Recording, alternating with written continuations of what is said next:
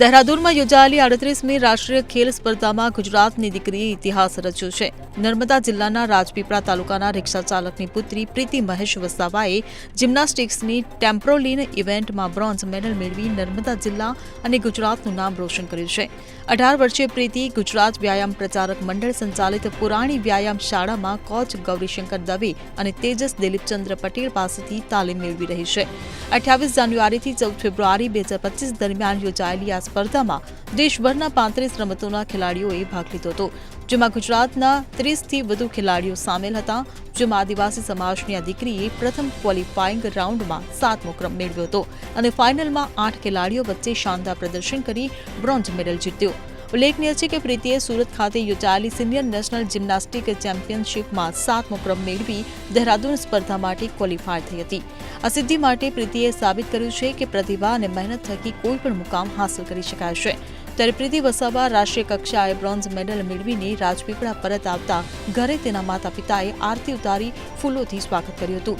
પિતાની રિક્ષામાં જ બેસીને રાજપીપળા ખાતે હર્ષદી માતા મંદિરે પ્રીતિ વસાવાનું ભવ્ય સ્વાગત કરાયું હતું, જેમાં બંને કોચ, ડિગ્રી કોલેજના પૂર્વ પ્રિન્સિપાલ ડોક્ટર રાજુ વસાવા સહિત વ્યાયામ શાળા પરિવાર અને શુભેચ્છકો દ્વારા તેનું સન્માન કરાયું હતું। આજે મને આ જિમ્નાસ્ટિકમાં હું ટ્રેમ્પોલિન કરું છું અને મેડલ આવ્યા છે, બ્રોન્ઝ મેડલ।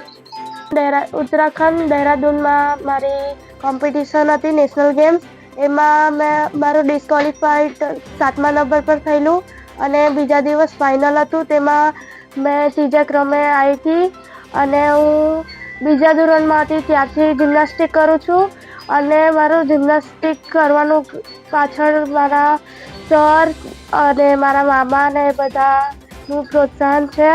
અને મેં પહેલાં જિમ્નાસ્ટિકમાં ગૌરીશંકર સર પાસે કરતી હતી, પછી મારા પરફોર્મન્સ જોઈને ગૌરીશંકર સરે અને તેજસ સરે કરીને એમને એક ગ્રુપમાં નાખી અને તેજસ સરે મારું પરફોર્મન્સ જોઈને એમને મારી પાછળ મહેનત કરી અને અમે કેટલા વર્ષોની મહેનતથી આ બ્રોન્ઝ મેડલ લઈને આવી છું। બોમ્બેમાં રમવા ગઈ હતી ત્યારે પણ હું આર્ટિસ્ટિકમાં હતી, આર્ટિસ્ટિકમાં મેં સિલેક્ટ થઈ હતી ને એમાં બી નીકળી હતી, એ 4th નંબર પર હતી પણ ફાઇનલમાં બગડી ગયું હતું, તેથી મારું એમાં બી રહી ગયું હતું। પછી ત્યાર પછી અહીંયા જે સુરત રમાઈ હતી હમણાં જ, તો તેમાં બી મારું આ ટ્રેમ્પોલિન કરતી હતી, તેમાં ટ્રેમ્પોલિનમાં બી મેં સિલેક્ટ થયેલી, ક્વોલિફાઈડ થઈ હતી 7મા પર। તો છે ને એ ફાઇનલમાં નીકળી હતી પણ ફાઇનલમાં થોડુંક બગડી ગયું એટલે હું બહાર નીકળી ગઈ હતી અને આ હમણાં જે દહેરાદૂનમાં રમાઈ હતી તેમાં મારો બ્રોન્ઝ મેડલ આવ્યો। મમ્મી પપ્પાને મારા પપ્પા તો રિક્ષા ચલાવે છે અને મારા મમ્મી ઘરે દુકાન ચલાવે છે અને આ સામાન્ય પરિવારમાંથી આવી છું અને તે છતાં પણ મારા મમ્મી પપ્પા લોકો મને આગળ વધારે છે અને મને ભણાવે છે।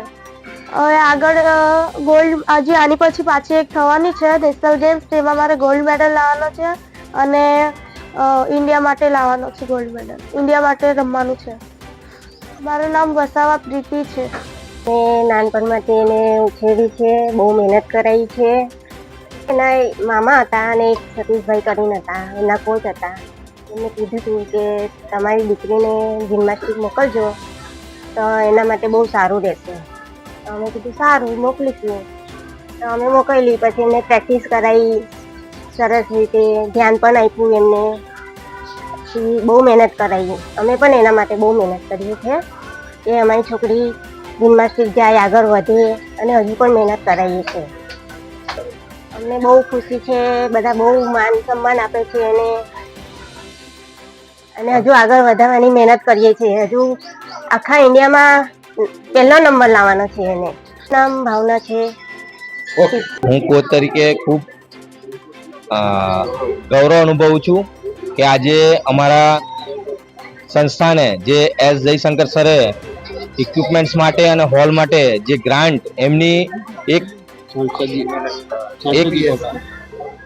એક એમની જે ઈચ્છા હતી સરની કે આદિવાસી બાળકો જે છે એ નર્મદા જિલ્લાના એ ઇન્ટરનેશનલ લેવલ પર પહોંચે, અમને સરે અમારી ત્યાં મુલાકાત લીધી હતી અને એમની જે ફંડમાંથી અમને જે આ ઇક્વિપમેન્ટ્સ એના માટે જે સહાય કરી, એ જ રીતે બીજી જે અમારી ત્યાં ગેમ ચાલે છે ગુજરાત વ્યાયામ પ્રચારક મંડળની અંદર CP degree college of physical education ચાલે, એની અંદર જો આ ઇક્વિપમેન્ટ્સ બીજી બધી રમતના પણ મળે અમને તો 2036ની જે ઓલિમ્પિક છે એની અંદર ગુજરાતનું નામ અને ભારત દેશનું નામ અમારા અહીંયાના ખેલાડીઓ કરી શકે છે.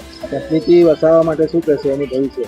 અમે પ્રીતિ વસાવાને અમે હાઈ પરફોર્મન્સ સેન્ટરની અંદર અમારી પાસે જે ફેસિલિટી ઊભી થઈ છે એની અંદર જો હજુ પણ થોડીક જે અમને ઉણપ છે, જે જરૂરિયાત છે, જે પૂરી કરવામાં આવે તો અમે એવું વિચારીએ છીએ કે વધુ સમય નહીં પણ 2 કે 3 વર્ષમાં પણ અમે ઇન્ટરનેશનલ લેવલ ઉપર મેડલ લઈ શકીએ એમ છે. અને ઓલિમ્પિકમાં અમારું જે ઈચ્છા છે કે અમે એટલો પુરુષાર્થ કરીશું અને આ સંસ્થાનો અમને એટલો સપોર્ટ છે સરનો ને બધાનો જ, તો અમે 2036 ઓલિમ્પિકમાં એ ભારત દેશ માટે મેડલ લે, ગોલ્ડ મેડલ લે એવી અમારી ઈચ્છા છે. જ્યોતિ જગતાપ સાથે સીન 24 ન્યૂઝ રાજપીપળા. હવે જુઓ દેશ દુનિયાની તમામ ખબરો તમારી આંગળીના ટેરવે. ઉઠાવો મોબાઈલ અને ગૂગલ પ્લે સ્ટોર પરથી ડાઉનલોડ કરો અમારી CN24 ન્યૂઝ મોબાઈલ એપ.